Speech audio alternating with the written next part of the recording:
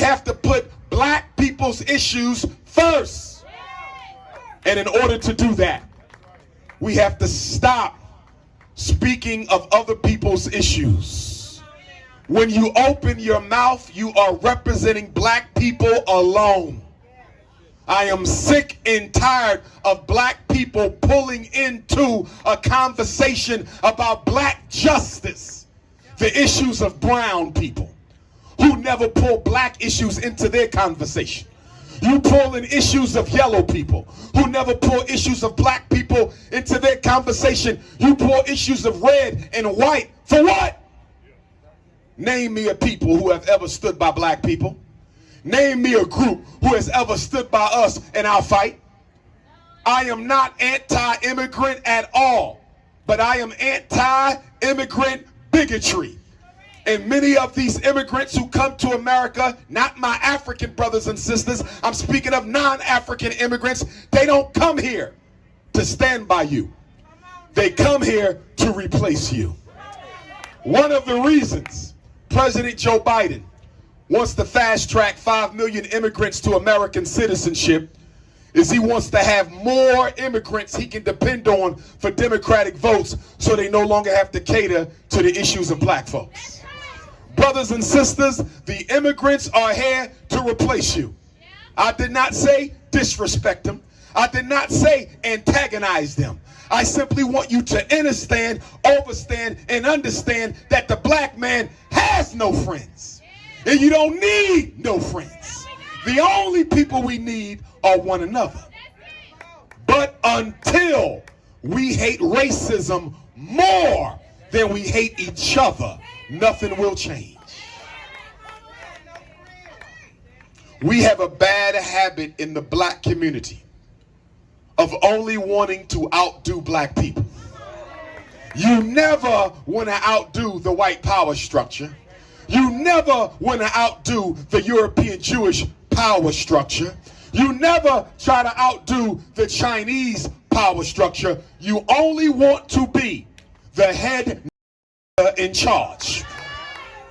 And that HNIC syndrome, that HNIC disease, is an artifact of post-traumatic slavery disorder. And let me tell you where it comes from. See, in order to understand the HNIC crisis in the black community, why are we the only people who believe only one black person can make it at a time? Why are we the only people who believe if a black woman opens her own business, no other black woman can? If a black man succeeds in his dream, no other black man can. If your child gets a full scholarship to college, no other black child can. Where did we come up with this idea that only one Negro could make it and all other must fail? It comes from the plantation. Back on the plantations of Tennessee, and back on the plantations of South Carolina, and back on the plantations of Kentucky, they had manumission laws that only allow you to free a few slaves at a time. And those slaves could only be freed by sabotaging and informing on other slaves. And so what happened on the plantation was we learned two things. Number one, you can only make it by sabotaging other black people. Number two, if you make it, you got to be the only one to do so. And that mindset, that HNIC crab in a bucket mindset, is still with us now 157 years after emancipation. They might have took the chains off your body, but they never took the chains off your brain. And until we achieve psychological emancipation, until we achieve intellectual emancipation, until we achieve spiritual emancipation, we will never be free. Brothers and sisters, as Pan-Africanists, we believe all black people are one people. No matter where we are in the world, we are but one. Don't focus on where the slave ship brought you. Focus on where the slave ship came from. Brothers and sisters, we believe that as African people, Everything we must do must be done alone, by ourselves, without any non-African money and without any non-African participation. Why? What's wrong with having a couple of liberal whites help us out? What's wrong with having a couple liberal Jews help us out? What's wrong with having a couple liberal Mexicans or Latinos help us out? What's wrong with a few benevolent Chinese lending their hand to help black people get their act together? The reason you have to refuse it is not because they may be insincere. The reason you have to refuse outside help, outside money, and outside support is because black people have to be convinced that you can win by your damn self. You got to learn how to walk alone, or you will never learn how to walk at all. We have been depending on the white breasts for too long. Every time we have a problem, we look to the government to solve it. We have to make up our mind. Is the U.S. government a problem, or is it our solution? Because it can't be both. It can't be both. Why is a $2 trillion people begging the government to solve its problems is beyond me. But I'll tell you where it comes from. It comes from the infantilism of black consciousness. It comes from a mindset of a child. Children don't think long term about their futures because their parents are responsible for doing that. Children don't pay bills. Their parents are responsible for that. Children don't think of saving their money to take care of responsibilities because it's their parents' job to do that. A child gets money and they spend it on whatever they want. That's exactly what you do in Memphis. Just like a child.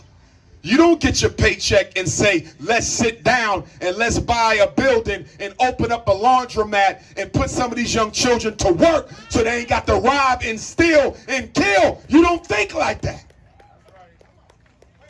When you get your paycheck after you pay your bills, you don't take your disposable income and say, who else wants to join me for a sit down on how we're going to open up Memphis's first black independent school of this decade. You don't say, how are we going to open up our own movie theater, our own shopping plaza, our own credit union, our own bank. You don't think about doing for yourself.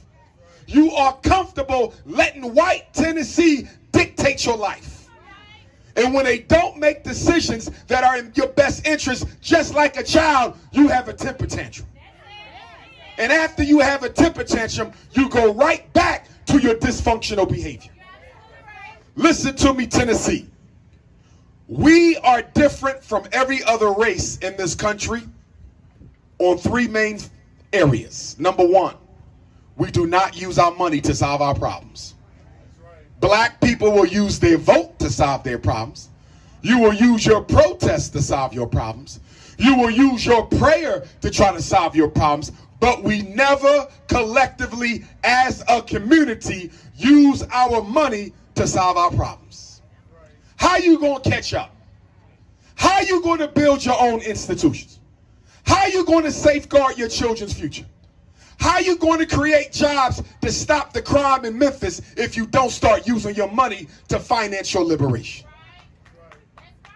Second reason you're different, you're the only people in America who will not organize with your own race if they don't worship God the way that you do. My mother is a Christian. I have no issues with Christianity. I have a tattoo of Jesus Christ on my left shoulder, the black one, that is. Because see, in Memphis, Tennessee, we got two Jesuses. We got a black one and we got a white one. Some of you right here, right now, got a white Jesus in your house. Don't lie. You won't get rid of it because you say it's been in your family for 8 generations. Grandmom gave it to you from the plantation. Well, you tell grandma we're going to have a ritualistic assassination of this picture. When you go home tonight, take every white image in your house and burn it. Not because you hate white people, but in order to restore self-respect to African people, you cannot worship the enemies of another race. And don't put it in the trash. Because if you put a picture of Jesus Christ in the trash in Tennessee, another Negro will come along, take it out the trash, and put it back on their wall. You got to burn it. That's how much we in love with blue eyes. That's how much we in love with green eyes. That's how much we in love with pale skin. I just learned the other day, black people spend over $10 billion on skin bleaching creams every year across the world. Trying to rob yourself of your melanin because you don't understand the universal significance of your melanin. This is not color. This is power. This is energy. This is your birthright. You don't kill your complexion for your enemy. But we still got grandmothers in Tennessee. When the grandbaby come home from the hospital, y'all still looking behind their ear to see how dark they're going to get. We still got aunties and uncles in Tennessee. When they want to spend some time with their niece and nephew, you still going to the lightest child. Or we have the opposite situation, where you have a dark-skinned auntie, uncle, blue, black, purple, beautiful grandmother or grandfather who been so ridiculed over their skin color that they reject the lighter-skinned children in the family.